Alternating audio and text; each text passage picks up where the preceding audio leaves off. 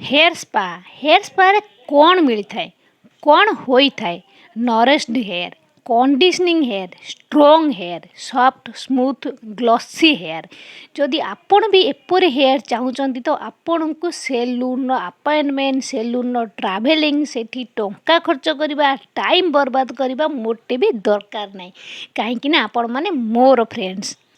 जेते भी भल जिनिस सेलून वाला यूज करंतु से अल्टीमेटली ताहा केमिकाल ही होता है जहाँ आम चुटी रे जाए और आम चुटी को ताहा इंस्टांट तो इफेक्ट देता है किंतु लॉन्ग टर्म रे आपण हेयर ब्रेकेज होता है हेयर लॉस होता है हेयर पूरा डैमेज हो जाता है आपण हेयर पूरा खराब हो जाता है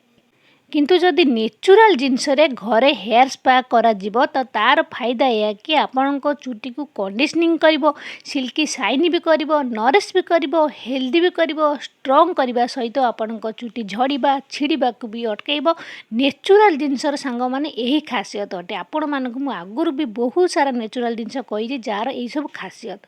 तो आज आम बनइबा हेयर स्पा घरे तो तापाई कौन करबा प्रथम जिनस आपण को दरकार पड़िबो गोटे अंडा जी सांग माने मात्र 5 टंकार यही गोटे अंडा आपणक चुटी पूरा कमाल धमाल मचई दब आपणक चुटी पई एपरी हेयर स्पा क्रीम बनइबो कि आपणक चुटीर डैमेज दूर हबो दोमुहा चुटी दूर हबो हेयर ग्रोथ भी हेबो हेयर आपणकर हेयर ग्रोथ बूस्ट हेबो चुटी झड़िबा को दूर करी चुटी को सिल्की शाइन करबो एवं तापर सेकेंड जिनस आपन नै नेबे जेतिकी अंडार क्वांटिटी सेतिकी आपन नै नेबे कंचा क्षीर जदि आपन हेयर लेंथ अधिक तो आप 2टी अंडा यूज करेंगे सब जिन क्वांटिटी बढ़ेबे गोटे अंडा को आप गोले देले जी क्वांटिटी बाहर से क्वांटिटी ये नहीं कंचा क्षीर और ता सहित दही से अंडा से दही से नेबे आप कंचा क्षीर अंडार व्हाइट पार्ट येलो पार्ट सब यूज करेंगे कारण व्हाइट पार्ट सांग मैंने प्रोटीन रही जहाँ चुटीर आपण प्रोटीन को रिप्रेस करता है एग जो येलो अंश रही मॉइस्चर को आपण चुटी लॉक करता है आपण चुटी को सिल्की शाइन बनई थाए ये 2 चामच महू अंडा सांग माने आपण चुटी पर एक नेचुरल शैम्पू अटे नेचुरल कंडीशनिंग काम करें आपण मैंने जब अंडा यूज न कर आज ही आपण चुटी पर आपण अंडा निहाती यूज करूँ सांग मैंने एवं एथिरे आमे नहीं नबा गोटे छोट चामच पाखापाखि लेंबू रस तो आपण अनुमान करके पकई नेबे तो गोटे गोटे चामच आपण एथिरे लेंबू रस मिक्स कर नेबे लेंबू रस आपण चुटीर डैंड्रफ को दूर कर आपण चुटी को हेल्दी कर सहित जदि अंडार स्मेल बहुत लोक पसंद नुहे स्मेल को काट ठीक अच्छे और तापर ये आप नहीं नेबे गोटे चामच जोड़ा तेल जदि आपण पाखे जोड़ा तेल ना तो आप 2 चामच ये नड़िया तेल यूज करेंगे एवं तापर ये सब जिनस को पूरा भल से मिक्स करने सांग मैंने आपन कौटी शुणी हेयर स्पा यूज करने द्वारा आपण चुटीर ग्रोथ हो चुटी झड़िबा अटक चुटी छिड़िबा अटक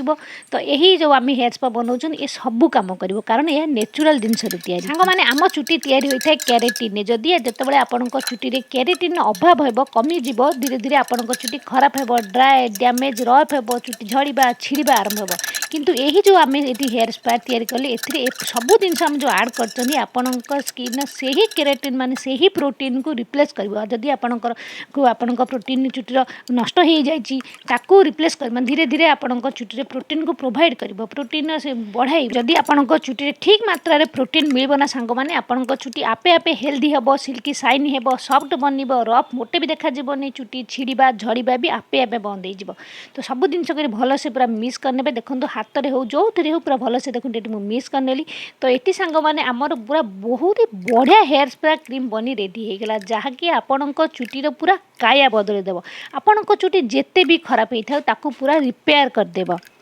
ये हेयर स्पा क्रीम को यूज करने पूर्व आप प्रथम आपण चुटी को भलसे शाम्पू करने तो ये चुटी प्रथम धोई शाम्पू कर चुटी सुखी जाए मोर और तापर आपको स्टीम नबार अच्छे चुटी देखते मोर पूरा सुखी भी ना टी ओदा अच्छी स्टीम ने भी चलो तो स्टीम आप गोटे देखते गोटे गरम पानी गोटे टावेल को डिप करने और चिपुड़ी एपरी आप भलसे एपरी स्टीम दे पारे ना तो जदि आप स्टीमर अच्छी तो बहुत भल कथा आप स्टीम नहीं पारे ना ना तो गोटे बड़ टावेल ने ये गोटे छोट टावेल मुझे देखूँ तो ठीक से होनी टे बड़ टावेल बेसी पा नहीं भलसे चिपुड़े ने चिपुड़ी आपण हेयर पूरा यह लगे रखिए 5-10 मिनट तो यहीपर चुटी टे स्टीम ने कौन होता है कि आपण स्टीम जो चुटीर क्यूटिकल्स गुड़ ओपन हो जाए आपण हेयर रूट स्टिमुलेट होता है जहाँद्वारा आप जेकोसी पैक बा हेयर स्पा क्रीम हो जहाँ लगे भल से कम कर जब स्टीमर अच्छे तो बहुत आपर मैं आगुरी भी कही गोटे स्टीमर आपने पाखे रखु जदि आपण मैंने ब्यूटी बहुत ही मानने खुशी होती तो आप गोटे स्टीमर रखते लगे ने और यह 10 मिनट यहपर छाड़देवा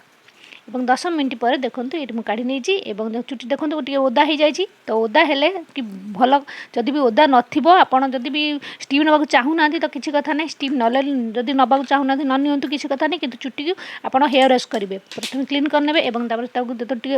ଯଦି ଆପଣ ଚୁଟି ଶୁଖିଯାଇଛି ତ ଆପଣ ହାଲକା ହାଲକା ପାଣି ଦେଇ ତାକୁ ଓଦା କରିନେବେ, ଟିକେ ଟିକେ ଓଦା ଦେଖନ୍ତୁ ଏହିପରି ହେବ। ତାପରେ ଆମେ ଯେଉଁ ପ୍ୟାକ୍ଟା ତିଆରି କରିଛନ୍ତି ତାକୁ ଆମେ ଏଠି ୟୁଜ୍ କରିବା। ଦେଖନ୍ତୁ ଏହାକୁ ନେଇ ଆପଣଙ୍କ ହେୟାର ରୁଟ୍ସରେ ପୁରା କେଶର ମୂଳରେ, ଚୁଟିର ମୂଳରେ ଭଲସେ ଲଗାଇ ନେବେ। ଆଉ ଆପଣ ଏହାକୁ ପୁରା ଆପଣଙ୍କ ଲେନ୍ଥରେ, ପୁରା କେଶର ଲେନ୍ଥରେ ସବୁଆଡ଼େ ପୁରା ଭଲସେ ଲଗାଇ ନେବେ। ସବୁଆଡ଼େ ପୁରା ଭଲସେ ଲଗାଇ ଏହାକୁ ଆପଣ 45 ମିନିଟ୍ ବା 1 ଘଣ୍ଟା ପାଇଁ ରଖିବେ ଏବଂ ତାପରେ ପୁଣି ଆପଣ ସାମ୍ପୋ ଆଣ୍ଡ କଣ୍ଡିସନିଂ କରିଦେବେ। ସାଙ୍ଗମାନେ ଦେଖିବେ, ବିଶ୍ୱାସ କରନ୍ତୁ, ଗୋଟିଏ ଥର ୟୁଜ୍ରେ ଆପଣଙ୍କ ଚୁଟିରେ କେତେ ଫରକ ଦେଖାଯିବ। ଆପଣଙ୍କ ଚୁଟି ବହୁତ ହି ସିଲ୍କି, ସାଇନି, ସଫ୍ଟ ଦେଖାଯିବ।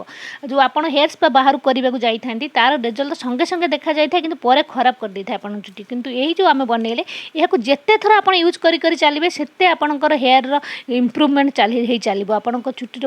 ଗୋଟେ ଥର ୟୁଜ୍ରେ ତ ଦେଖିବେ ଆପଣଙ୍କୁ ବହୁତ ଆକାଶ ପାତାଳ ଫରକ ଦେଖାଯିବ। ଆଉ ଆପଣ ଏହାକୁ ଗୋଟେ ଥରକରେ ଯେତିକି ଦେଖାଯିବ, ଆପଣ ଏହାକୁ 2-3 ଥର କଲା ପରେ ଦେଖିବେ ଆପଣଙ୍କ ଚୁଟିର ପୁରା କାୟା ବଦଳିଯିବ। ଯଦି ସାଙ୍ଗମାନେ ଆପଣଙ୍କର ବିଶ୍ୱାସ ହେଉନି ତ ଆପଣମାନେ କାହା କଥାରେ ଯାଆନ୍ତୁନି, ଆପଣମାନେ ଥରେ ଏହାକୁ ବନେଇକି ୟୁଜ୍ କରନ୍ତୁ। କେତେ ଟଙ୍କା ଆପଣଙ୍କର ଖର୍ଚ୍ଚ ହେବ? ଆପଣ ଯଦି ବଜାରରେ ହେୟାର ସ୍ପା କରିବାକୁ ଯିବେ ତ ଆପଣ 2-3 ହଜାର ଟଙ୍କା ସେଠି ଦେଇ ଆସୁଛନ୍ତି। ଏଥିରେ ମାତ୍ର ଆପଣଙ୍କୁ 20ରୁ 30 ଟଙ୍କା ଖର୍ଚ୍ଚ ହେବ। ଆପଣ ଥରେ କରି ଦେଖନ୍ତୁ, ଦେଖିବେ ଆପଣଙ୍କ ଚୁଟିରେ ଯଦି ଏପରି ପରିବର୍ତ୍ତନ ନ ଆସିଛି, ଆପଣ ଯଦି ଖୁସି ନ ହୋଇଯାଇଛନ୍ତି ନା, ମୋତେ ଆପଣମାନେ କହିବେ। ଏଠି ଆମେ ଯେଉଁ ସବୁ ଜିନିଷ ୟୁଜ୍ କରୁଛନ୍ତି, ଦହି, କ୍ଷୀର, ଅଣ୍ଡା, ସବୁ ଜିନିଷ ଆପଣଙ୍କ ହେୟାର ପାଇଁ ବହୁତ ବହୁତ ବେନିଫିସିଆଲ୍, ଯେଉଁଥିରେ କି ପ୍ରୋଟିନ୍ ରହିଛି, ଯାହା ଆପଣଙ୍କ ଚୁଟିକୁ ସିଲ୍କି ସାଇନି କରିବ। ବହୁତ ଲୋକଙ୍କର ଦେଖିବେ ଚୁଟି ଅଧାରୁ ସବୁ ଛିଡ଼ି ଯାଇଥାଏ, ବହୁତ ଖରାପ ଦେଖାଯାଇଥାଏ। କିନ୍ତୁ ଯଦି ଆପଣ ଏହିପରି ପ୍ରୋଟିନ୍ ହେୟାର ମାସ୍କକୁ ଆପଣଙ୍କ ଚୁଟିରେ ଲଗାଇବେ, ଦେଖିବେ ସେ ପ୍ରୋବ୍ଲେମ୍ସ ଆପଣଙ୍କର ପୁରାପୁରି ଦୂର ହୋଇଯିବ। ଆପଣଙ୍କ ଚୁଟି ଏତେ ସୁନ୍ଦର ହୋଇଯିବ କି ଆପଣ ନିଜେ କି ଆପଣଙ୍କ ଚୁଟିକୁ ବହୁତ ହି ପ୍ୟାର କରିବେ। ତ ସାଙ୍ଗମାନେ, ଆପଣମାନେ ମୋ କଥା ବିଶ୍ୱାସ କରନ୍ତୁନି, ଆପଣ ଆଜି ହିଁ ଯାଆନ୍ତୁ, ଏହିସବୁ ଜିନିଷକୁ ଯୋଗାଡ଼ କରନ୍ତୁ ଆଉ ଏହିପରି ଥରେ ହେୟାର ସ୍ପା କରି ଦେଖନ୍ତୁ। ଯଦି ଆପଣଙ୍କୁ ଏହା ରେଜଲ୍ଟ ଭଲ ନ ମିଳିଲା ନା ସାଙ୍ଗମାନେ, ଆପଣ ଆସି ମୋତେ କମେଣ୍ଟ କରିବେ। ମୁଁ କହୁଛି ଆପଣ ଥରେ କରି ଦେଖନ୍ତୁ, ଦେଖିବେ ଆପଣଙ୍କ ଚୁଟି ଏତେ super glossy, silky, Saini, soft and ଏତେ ବଢ଼ିଆ ଦେଖାଯିବ କି ଆପଣ ପୁରା ଖୁସି ହେଇଯିବେ। ତ ଫ୍ରେଣ୍ଡସ୍, ଆଜିଠୁ ଆପଣଙ୍କୁ ପାର୍ଲର ଯିବା ଦରକାର ନାହିଁ, ସେଠି ଏତେ ଟଙ୍କା ଖର୍ଚ୍ଚ କରିବା ଦରକାର ନାହିଁ, ଆପଣଙ୍କ ଟାଇମ୍କୁ ଆପଣଙ୍କୁ ୱେଷ୍ଟ କରିବା ଦରକାର ନାହିଁ। ଆପଣ ଘରେ ଆଜି ହିଁ ବନାନ୍ତୁ ଏହିପରି ବହୁତ ହି ବଢ଼ିଆ ଗୋଟେ ହେୟାର ସ୍ପା କ୍ରିମ୍ ଆଉ ୟୁଜ୍ କରନ୍ତୁ। ଆଉ ଆପଣଙ୍କ ସାଙ୍ଗମାନଙ୍କ ସହିତ ବି ହେୟାର ସେୟାର କରନ୍ତୁ ଯଦି ଆପଣଙ୍କୁ ଏହା ରେଜଲ୍ଟ ଭଲ ଲାଗିଲା। ଯଦି ଭଲ ନ ଲାଗିଲା ତାହେଲେ ମୋତେ କମେଣ୍ଟ କରି ନିହାତି ଜଣାଇବେ। ତ ସାଙ୍ଗମାନେ, ଆପଣ ଏହାକୁ ୟୁଜ୍ କରିବେ ଆଉ